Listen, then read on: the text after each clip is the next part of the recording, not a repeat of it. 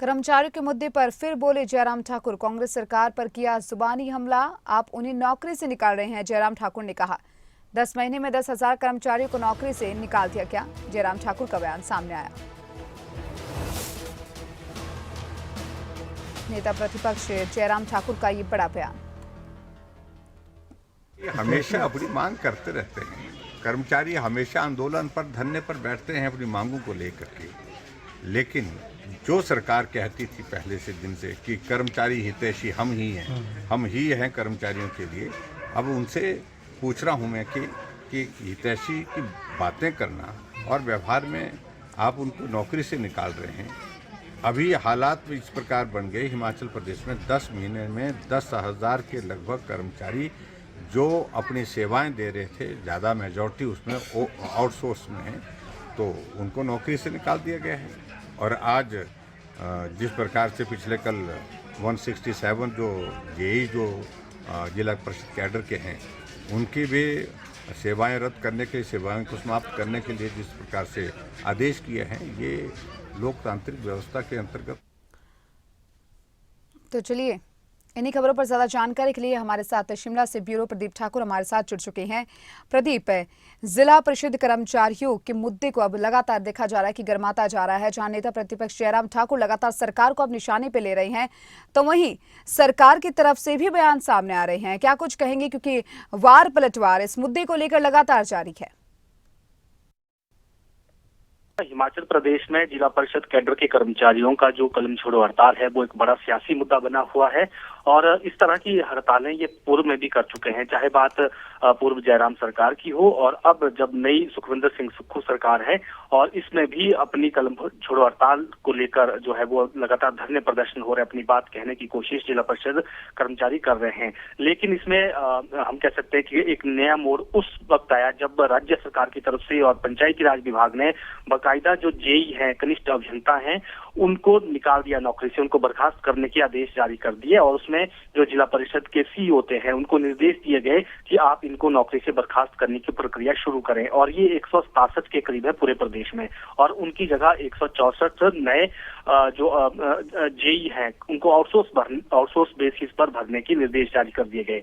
उसके बाद ये एक बड़ा सियासी मुद्दा बना और उसको बीजेपी ने भी, हम कह सकते हैं कि इसको लपक लिया इस मुद्दे को। और नेता प्रतिपक्ष जयराम ठाकुर भी आक्रामक हुए। उन्होंने बाकायदा जिक्र किया कि जब पूर्व में हमारी सरकार के दौरान ये प्रदर्शन कर रहे थे, इनकी उस वक्त भी यही मांग थी हमारे को, एक तो स्टेट कैडर बनाया जाए, फिर उनकी एक मांग उसके साथ ये थी कि हमें विभाग में मर्ज किया जाए और साथ ही जो हमारे पेंडिंग एरियाज है वो हमें दिए जाए।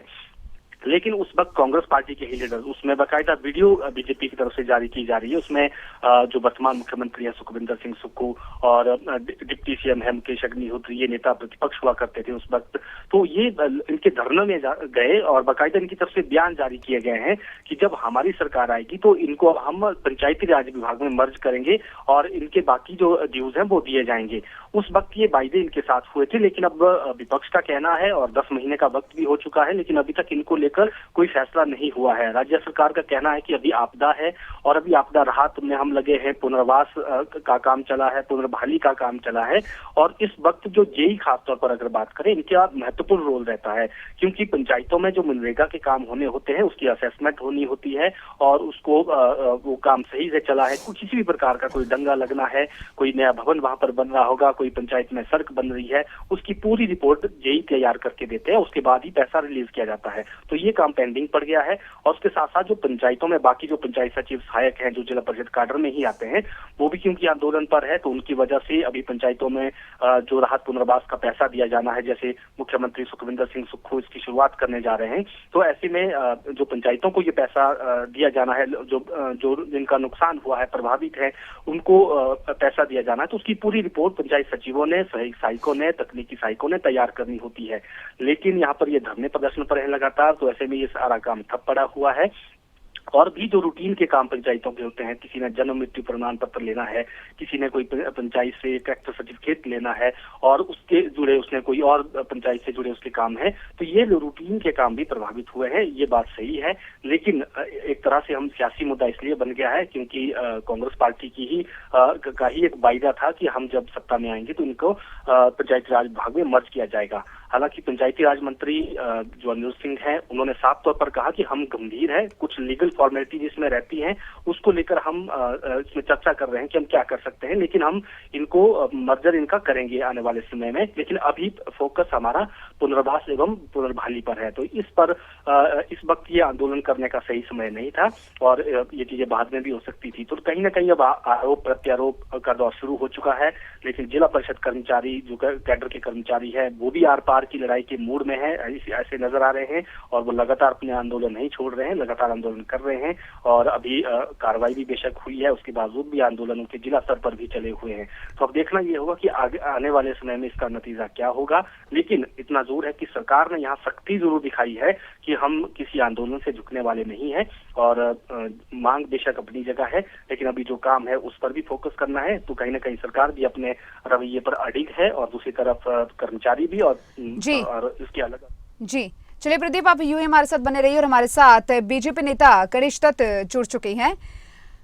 अगर बात यहाँ पर कर्मचारियों की जाए, क्योंकि लगातार देखा जा रहा है कि जिला परिषद कर्मचारी हड़ताल पर है, तो वही एक और जो है अगर पार्टी की बात की जाए तो सरकार लगातार ये कह रही है कि राहत जो अभी मिल रही है, क्योंकि लगातार देखा जा रहा है कि आपदा को लेकर यहाँ पर आपदा के समय में जो ये यहाँ पर हड़ताल की गई है वो बिल्कुल यहाँ पर गलत साबित हो रही है और एक तरफ सरकार ने इन कर्मचारियों को नौकरी से निकालने का फैसला किया है।